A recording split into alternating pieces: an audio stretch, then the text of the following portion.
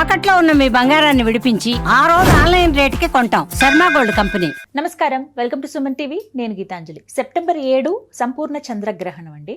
పట్టువిడుపు సమయాలు ఎలా ఉన్నాయి, ప్రధానంగా ద్వాదశ రాశుల వారిపైన ఈ చంద్రగ్రహణ ప్రభావం ఎలా ఉంటుందో తెలుసుకుందాం. ఖచ్చితంగా పాటించవలసినటువంటి నియమాలు, తీసుకోవాల్సిన జాగ్రత్తలు, అలాగే పరిహారాలు ఏవి చేస్తే మంచిదంటారు, ఇవన్నీ కూడా తెలుసుకుందాం. వివరించేందుకు ప్రస్తుతం మనతో పాటు ఉన్నారు. దగ్గర దగ్గర ఒక 15 సంవత్సరాలుగా ఒక 30,000 జాతకాలకు పైగా చూసినటువంటి అనుభవం కలిగి, అలాగే 2015వ సంవత్సరం నుంచి అండి, దాదాపుగా ఒక 9 ఏళ్ళు కావస్తుందేమో, అప్పటి నుంచి కూడా పితృదోష నివారణార్థం ఎన్నో పూజలు జరిపిస్తూ చాలా మంది జీవితాల్లో ఒక మార్పును అందించినటువంటి గురువుగారు, ప్రముఖ జ్యోతిషులు బ్రహ్మశ్రీ నందిబట్ల శ్రీహరి శర్మ గురువుగారు ఉన్నారు. వారితో మాట్లాడి ఈ చంద్రగ్రహణం గురించి పూర్తి విషయాలు తెలుసుకుందాం.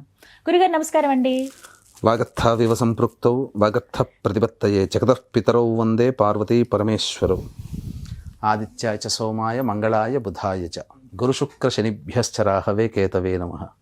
శృంగేరి జగద్గురు పీఠాధిపతులకి, కంచి పీఠాధిపతులకి నమస్కారములు తెలియజేసుకుంటూ కార్యక్రమాన్ని ప్రారంభిద్దాం. గురుగారు, ద్వాదశ రాశులు గురించి చెప్పారండి ఈ చంద్రగ్రహణ ప్రభావం. అయితే ప్రధానంగా రాశుల వారీగా మనం మాట్లాడుకుంటే గనక చివరి 3 రాశులు ఎలా ఉండబోతుంది వారికి? మకర, కుంభ, మీనం.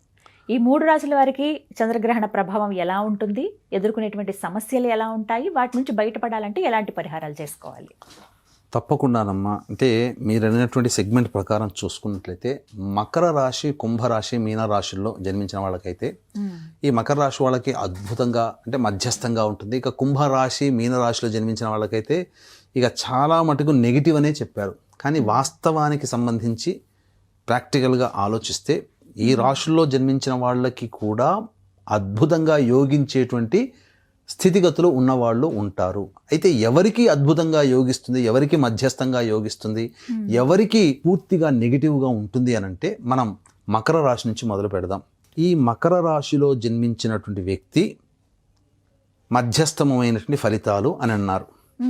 కానీ ఈ మకర రాశిలో పుట్టినటువంటి వ్యక్తి మేష, వృషభ, కన్య, ధనుర్లగ్నంలో గనక పుట్టి ఉంటే, మకర రాశి అయ్యుండి మేష, వృషభ, కన్య, ధనుర్లగ్నంలో గనక పుట్టి ఉంటే అదనంగా 25% జోడించబడుతుంది. అద్భుతంగా యోగిస్తుంది, మధ్యస్థం. కాబట్టి 25 ఏందమ్మా, అసలు నా లెక్కలో అయితే 100% యోగిస్తుంది వాళ్ళకి.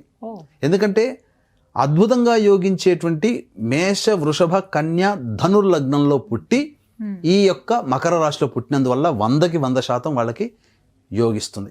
అందులో వాళ్ళకి ఇబ్బంది లేదు. ఇక ఈ చెప్పబడినటువంటి మకర రాశిలో జన్మించి ఉండి మిథునము, అలాగే సింహము, తుల, మకర లగ్నంలో పుట్టి ఉండి మకర రాశిలో జన్మిస్తే 50+25 ఖచ్చితంగా 75% అదనంగా, అంటే 25% అదనంగా వాళ్ళు శుభాన్ని పొందుతారు. కానీ ఇదే మకర రాశిలో జన్మించి ఉండి కర్కాటకము, వృశ్చికము, కుంభము, మీన లగ్నంలో గనక జన్మించిన వ్యక్తికి 25% మాత్రమే శుభ ఫలితాలు కలుగుతాయి. ఫలితాలు తారుమారవుతాయి కావట్లా. అలాగే ఇక కుంభరాశికి చూసుకుందాం. కుంభరాశిలోనే గ్రహణం ఏర్పడుతుంది కాబట్టి అసలు కుంభరాశిని పూర్తిగా నెగిటివ్ చేసేసారు. అదే కుంభరాశిలో జన్మించిన వ్యక్తికి ఎవరికి పూర్తిగా నెగిటివ్ అవుతుంది అని అంటే కర్కాటక లగ్నం, వృశ్చిక లగ్నం, కుంభ లగ్నం, మీన లగ్నంలో పుట్టి కుంభరాశిలో జన్మించిన వ్యక్తికి అప్పుడు సంపూర్ణంగా అవయోగము, పూర్తి చెడు ఫలితాలు. ఇదే కుంభరాశిలో జన్మించినటువంటి వ్యక్తికి మిథున లగ్నము, సింహ లగ్నము, తుల లగ్నము, మకర లగ్నంలో కనుక పుట్టిన వ్యక్తి అయ్యి ఉండి కుంభరాశిలో జన్మించి ఉంటే పూర్తి అవయోగం నుంచి 25% మినహాయింపు లేదా 50% మినహాయింపు అనేటువంటిది కలుగుతుంది. ఎందుకు? లగ్నాలు అక్కడ వేరయ్యాయి కాబట్టి ఇది చెప్పవచ్చు. ఇంకా అద్భుతంగా వాళ్ళకి యోగిస్తుంది. ఎవరికి యోగిస్తుంది? కుంభరాశిలో జన్మించిన, పూర్తిగా నెగిటివ్ అన్నారు కదా, కుంభరాశిలో జన్మించిన ఏ వ్యక్తి అయితే మేష, వృషభ, కన్య, ధనుస్సు లగ్నంలో గనక జన్మిస్తాడో ఆ వ్యక్తి కుంభరాశిలో జన్మించినప్పటికీ కూడా 75% శుభ ఫలితాలు పొందుతాడు. 25% మాత్రమే అశుభము. ఇది రాసి పెట్టుకోండి. ఇక తరువాత వచ్చినటువంటిది మీనరాశి. మీనరాశికి ఏం చెప్పబడింది? మీనరాశికి కూడా సంపూర్ణంగా చెడు ఫలితాలే అన్నారు. కానీ ఎవరికి చెడు ఫలితాలు కలుగుతాయి? కర్కాటక, వృశ్చిక, కుంభ, మీన లగ్నాలలో జన్మించి ఉండి మీన రాశి గనక అయితే ఆ వ్యక్తికి పూర్తిగా అశుభమైనటువంటి ఫలితాలు పొందుతాడు, సందేహమే లేదు. ఎవరికి మధ్యస్థంగా ఒక 50% లేదా 75% ఫలితాలు పొందుతారంటే మీనరాశిలో జన్మించినటువంటి వ్యక్తి మిథున, సింహ, తుల, మకర లగ్నాలలో గనక పుట్టి మీనరాశిలో జన్మిస్తే ఆ వ్యక్తికి మాత్రమే ఒక 25% ఫలితాలు తగ్గుముఖం పట్టి 75% మాత్రమే బాధలు అనుభవిస్తాడు. కానీ ఏ వ్యక్తి అయితే మేష, వృషభ, కన్య, ధనుర్లగ్నంలో పుట్టి మీనరాశిలో కూడా జన్మించి ఉంటాడో ఆ వ్యక్తికి 50% మాత్రమే శుభ ఫలితాలు, 50% అశుభం, పూర్తిగా అశుభము అనేటువంటిది ఉండదు. ఇప్పుడు చెప్పండి అమ్మా, ఈ సోకాళ్ళు లగ్నాల్లో పుట్టిన వ్యక్తులకి నిజంగా ఈ రాశిలో పుట్టినటువంటి వ్యక్తులు బయట చెప్పినటువంటి విధంగా ఉంటున్నాయా? ఉండవు, రాసి పెట్టుకోండి. చాలామంది వీడియో చూసిన తదనంతరం ఖచ్చితంగా అనుకుంటారు, నాది మీనరాశి, నాది కుంభరాశి, నాకు అద్భుతంగా ఉంది. ఎందుకుంది? నువ్వు పుట్టిన లగ్నం వేరు, అది ప్రధానం. అందుకే వెంటనే అడుగుతుంటారు, మీరు చెప్పినట్టుగా లేదు అన్నట్టు కూడా చెప్తూ ఉంటారు కదండి. కారణాలు లగ్నం ప్రధానంగా. అంటే సమస్యలు అన్నారు కదండి, ఎలా ఉంటాయి అసలు ఆ సమస్యలు? ఏవేవి ఎదుర్కొంటారంటారు? ఇప్పుడు ఈ మకర, కుంభ, మీన రాశిలో జన్మించినటువంటి వారికి మకర రాశికి 2వ స్థానం కుటుంబ స్థానము, ధనస్థానము, నేత్రస్థానము, వాక్స్థానం. కాబట్టి చెప్పిన లగ్నాల్లో గనక జన్మించి ఉండి మంచి లగ్నాల్లో గనక చెప్పిన మంచి లగ్నాల్లో పుట్టి మకర రాశిలో అయినప్పటికీ శుభ ఫలితం. అలాగే అశుభ లగ్నాలలో జన్మించి ఉండి మకర రాశిలో వాళ్ళకి కొంత అశుభాలు. అలాగే కుంభమీన రాశుల్లో అయితే ఓవరాల్గా చూసుకుంటే జరిగేటువంటి నష్టములు ఏంటంటే ప్రతి వ్యక్తికి కూడాను సంతోషంగా ఉండలేకపోవడం, ఏ పని అనుకున్నా అసలు అవలీలగా అయ్యే పని కూడా ఆలస్యం అవుతూ ఉండడం. ఇప్పుడు ఒక వ్యాపారం చేస్తుంటారు, ఒక కమిట్మెంట్ అయిపోయి ఉంటుంది, ఒక కాంట్రాక్ట్ టెండర్ కుదిరిపోతుంది, అంతా మాట్లాడుకుంటారు. గ్రహణం చెప్పినటువంటి విధంగా సరిగ్గా లేని లగ్నాల్లో పుట్టి ఉంటాడు. కాబట్టి ఏమవుతుంది, గ్రహణ తదనంతరం మేము ఇంకా పోస్ట్ పోన్ చేసుకుంటామండి, తర్వాత ఆలోచించి మా నిర్ణయం చెప్తామండి, ఇలా రావచ్చు. పెళ్లి సంబంధాల్లో కావచ్చు, ఇంటి విషయాల్లో కావచ్చు, అలాగే దాంపత్య సమస్యల్లో కావచ్చు, సంతానం గురించి కావచ్చు, చేస్తున్న వృత్తి, ఉద్యోగ, వ్యాపారాల్లో కావచ్చు, ఏ విధమైనప్పటికీ కూడా ప్రశాంతతని కోల్పోతారు. ముఖ్యంగా మానసికమైనటువంటి ఆందోళన ఉంటుంది. ఏది కూడా ఒక యాంగ్జైటీగా గురవ్వడము, ప్రతిదీ రిజల్ట్స్ కోసం ఎదురు చూస్తున్న వ్యక్తిగా ప్రతి పని యందు కూడా ఆతృత ఎక్కువ పెరుగుతుంది. కాబట్టి ఇవన్నీ సర్వసాధారణంగా గ్రహణ తదనంతరం ఏర్పడేటువంటివి. కాబట్టి ఖచ్చితంగా మానవుడు పరిహారాలు చేసుకోవాల్సిందే. మరి ఎటువంటి పరిహారాలు చేసుకోవాలండి ప్రధానంగా ఈ మకర, కుంభ, మీన రాశి వాళ్ళు? మనకు సాధారణంగా గ్రహణం అనేటువంటిది మొట్టమొదట్లో మనం చెప్పుకున్నామా, పట్టు విడుపు అనేటువంటి స్నానాలు చేయాలి. ఆ మధ్యకాలంలో అంటే 9:57 ప్రారంభం, 1:27 మధ్యరాత్రి పూర్తి అవుతుంది. ఆ మధ్య సమయంలో గురువుగారు ఇచ్చినటువంటి మంత్రోపదేశం కానీ, కులదేవత ఆరాధన కానీ, ఇష్టదేవత ఆరాధన కానీ, ఏదైనా సహస్రనామ పారాయణం వీలైనన్ని సార్లు చేసుకోవాలి.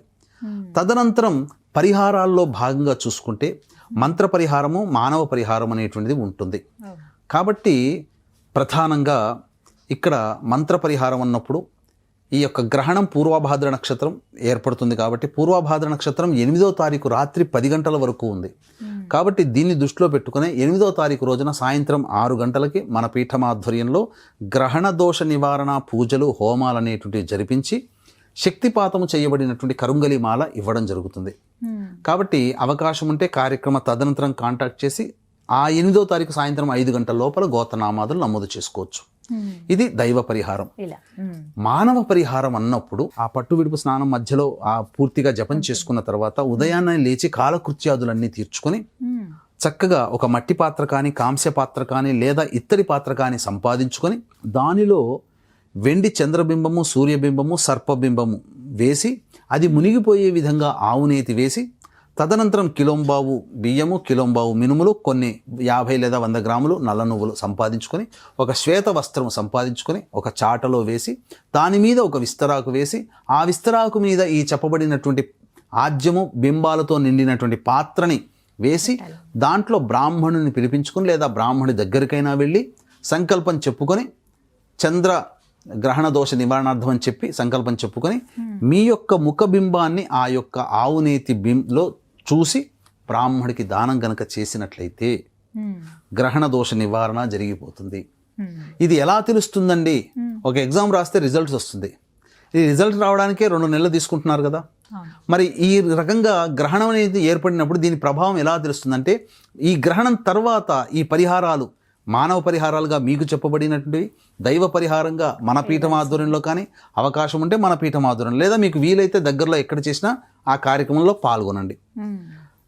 ఆ యొక్క పరిహారాలు పాటించడం ద్వారా సమస్యలు అన్నీ వచ్చినప్పుడు ఆ సమస్యలు మనల్ని బాధించకుండా తొలగిపోతాయి కదా.